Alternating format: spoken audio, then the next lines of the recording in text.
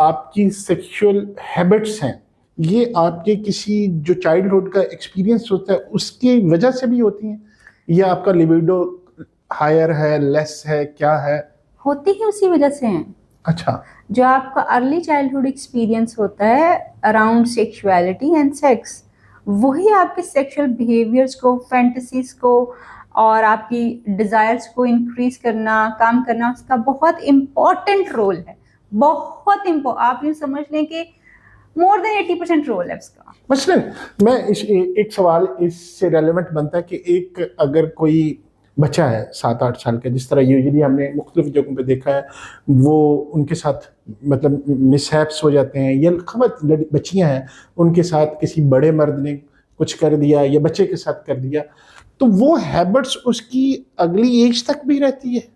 सारी जिंदगी साथ चलती हैं। बहुत सारे क्लाइंट्स इस तरह के आते हैं कि जब आप उनसे पूछ लेना चाहिए आपका फर्स्ट एक्सपोजर कब हुआ था, when you learned all about this, तो वो बताएंगे कि जी जब हम 6-7 साल के थे तो फलां अंकल आके इस तरह से टच करते थे, फलां मेरे बड़े कजन ने मेरे साथ ये हाँ, किया था था, इस पे बैठाया था, ये किया था, हाँ वो किया मुझे था। इस तरह से टच किया था, या मेरे साथ ये अब्यूज किया था, ये वो।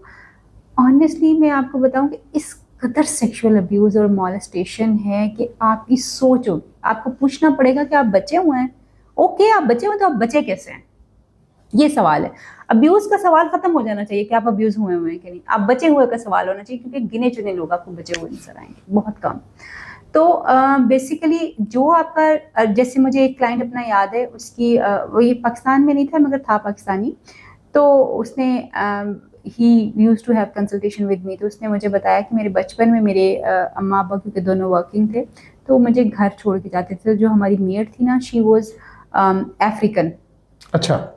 तो वो क्या करती थी कि वो चले जाते थे, तो वो जो मेरी मेड थी वो अपने बॉयफ्रेंड को बुलाती थी हमारे घर में।